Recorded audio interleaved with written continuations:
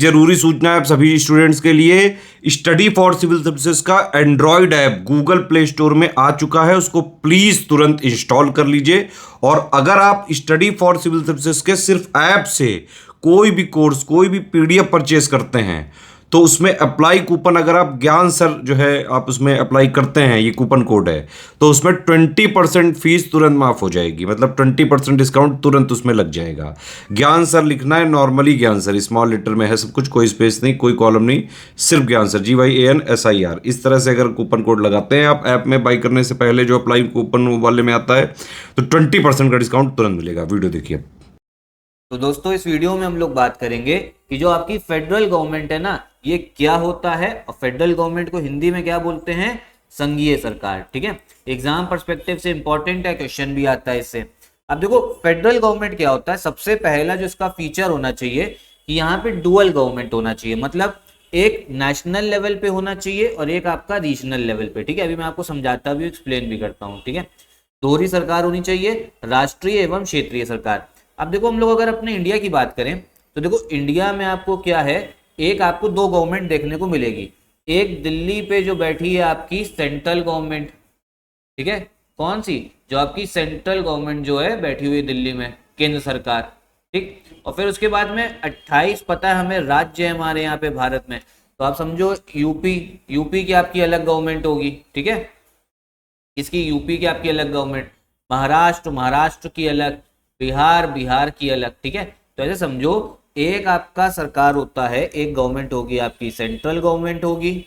ठीक है, जिसमें आपका कौन होंगे, जिसमें यहाँ पे हेड कौन करेंगे, आपके प्राइम मिनिस्टर। और एक होगी आपकी राज्य की सरकार, जो आपकी स्टेट गवर्नमेंट होगी ना, ये होगी। तो अलग अलग सरकार है और 28 स्टेट्स हैं, तो 28 आपके पास सरकार होगी। और राज्य सरकार को कौन हेड करेगा, चीफ मिनिस्टर।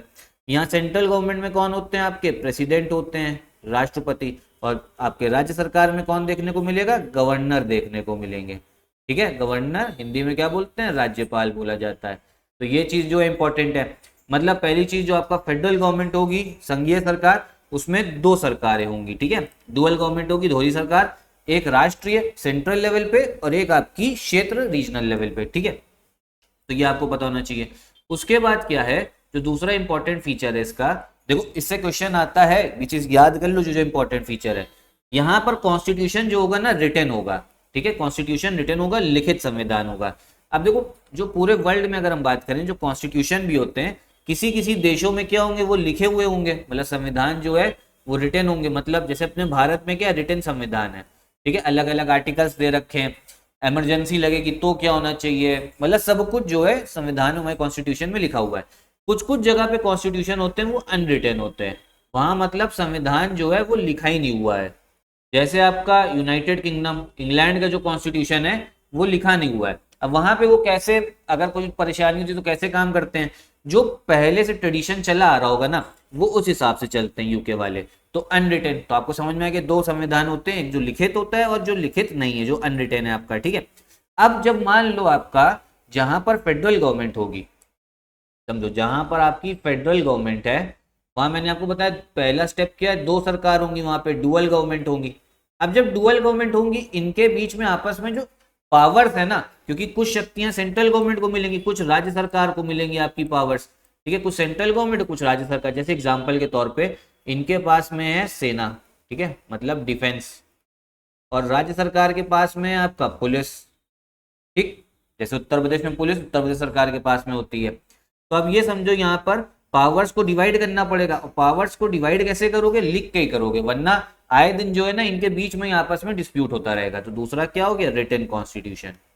समझे, दूसरा जो इंपॉर्टेंट चीज है फेडरल गवर्नमेंट की क्या है, लिखित संविधान होना चाहिए, आपका रिटन कॉन्स्टिट्यूशन होना चाहिए। फिर क्या है, जहां पे फेडरल होगा, जो पावर्स, जो शक्तियां हैं वो डिवाइड होंगी नेशनल और रीजनल गवर्नमेंट के बीच में। ठीक है, आपका राष्ट्रीय एवं क्षेत्रीय सरकारों के मध्य शक्तियों का विभाजन। जैसे अभी बताया, जो आपकी सेंट्रल गवर्नमेंट है, इसके पास में आपका सेना, और क्या सेना मतलब डिफेंस हो गया, फॉरेन अफेयर्स है, कौन सी कंट्री के साथ में कैसे रिलेशंस रखने हैं।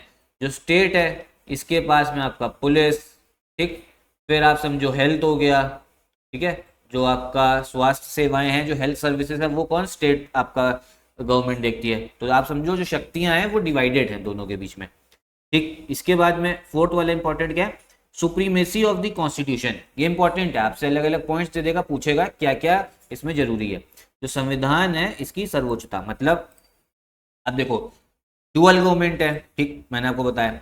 जो शक्तियां हैं वो भी डिवाइडेड है, सेंट्रल गवर्नमेंट और राज्य सरकार के बीच में।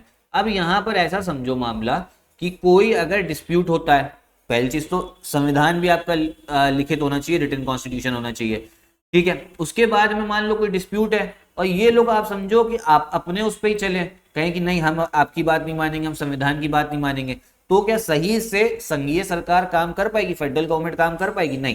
तो उसके लिए क्या इन लोगों को एक चीज माननी पड़ेगी कि जो हमारा संविधान है, जो हमारा संविधान है वो है सुप्रीमेसी है उसकी, सुप्रीमेसी ऑफ कॉन्स्टिट्यूशन को मानना पड़ेगा, तभी जाके आप समझो कोई मामला जो है हल होगा। जैसे क्लास में अगर आप हो, आपस में बच्चे लड़ रहे हैं और अगर वो यही ना माने कि टीचर से डरना है, टीचर सुप्रीम है, तो वो उनकी बात भी ना सुने, आपस में लड़ते रहो, कभी लड़ाई उनकी खत्म भी ना हो।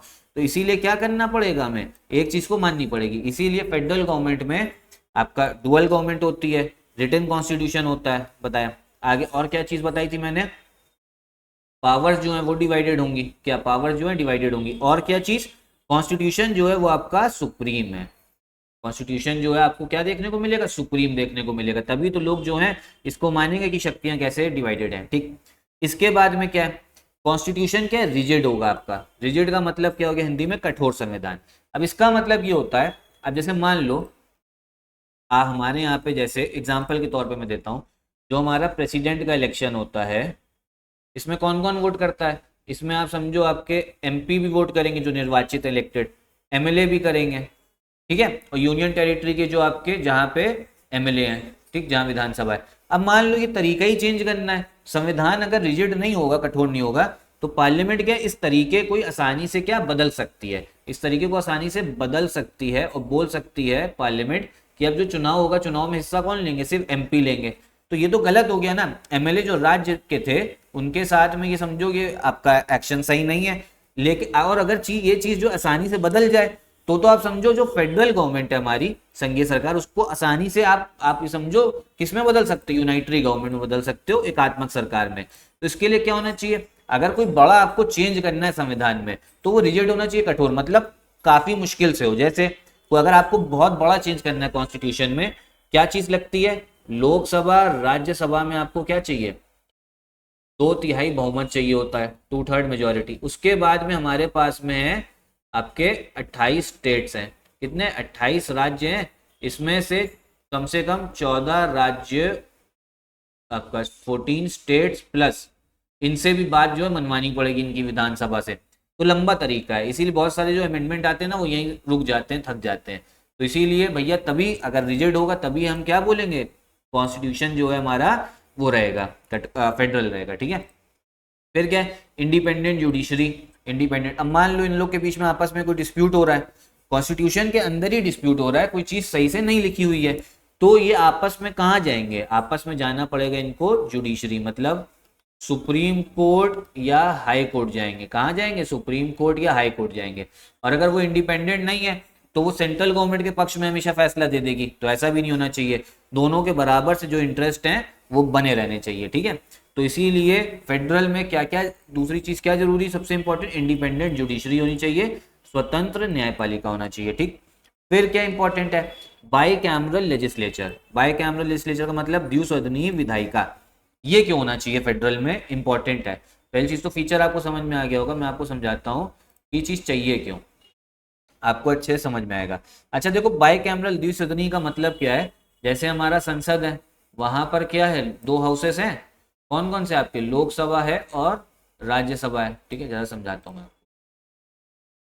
ठीक है। पार्लियामेंट में आपके 2 हाउस मैंने आपको बताया, कौन कौन से, एक है लोकसभा और एक है राज्यसभा।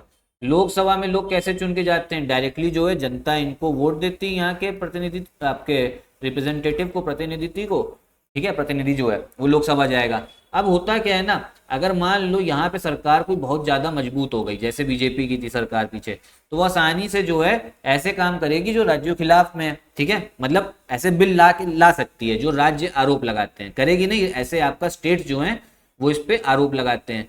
ठीक, जैसे आप समझो आपका फार्मर बिल आया था जिसमें बोला गया कि स्टेट से परमिशन लेनी चाहिए थी, लेकिन राज्यसभा में लोग कैसे चुन के जाते हैं, यहाँ पे चुन के जाते हैं जो अलग अलग राज्य हैं, जो अलग अलग स्टेट है, वहाँ के जो विधायक हैं वो वोटिंग करते हैं इनके इलेक्शन में राज्यसभा।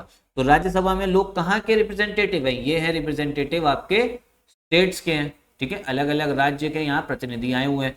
तो अगर कोई बिल पास होना होगा तो वो लोकसभा से भी पास होगा, राज्यसभा से भी पास होगा।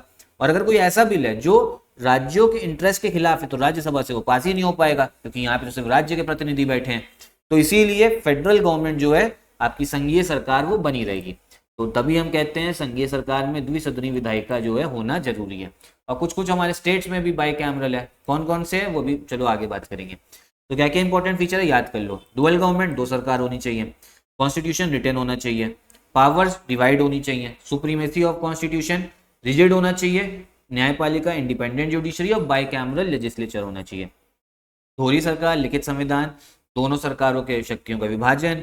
संविधान जो है सुप्रीम होना चाहिए, कठोर होना चाहिए, रिजिड मतलब आसानी से चेंज ना हो। आपका जुडिशरी स्वतंत्र और द्विसदनीय विधायिका। ठीक है, तो ये आपकी संघीय सरकार। अब आप कहोगे भारत कैसा है, इंडिया कैसा है। देखो इंडिया में अलग ही चीज़ है, दोनों फीचर मिलते हैं, फेडरल भी मिलते हैं, यूनाइटरी भी मिलते हैं। अभी यूनाइटरी क्या होता है ये इसके बारे में मैं आपको नेक्स्ट वीडियो में बताऊंगा। ठीक है, तो इतना ही रखते हैं इस वीडियो में। बाकी हम लोग का यूपीपीसीएस 2024 का क्रैश कोर्स स्टार्ट हो गया है। ज्वाइन करने के लिए आप इन नंबर्स पे कॉल कर सकते हैं। तो ये वीडियो भी खत्म करते हैं। नमस्कार।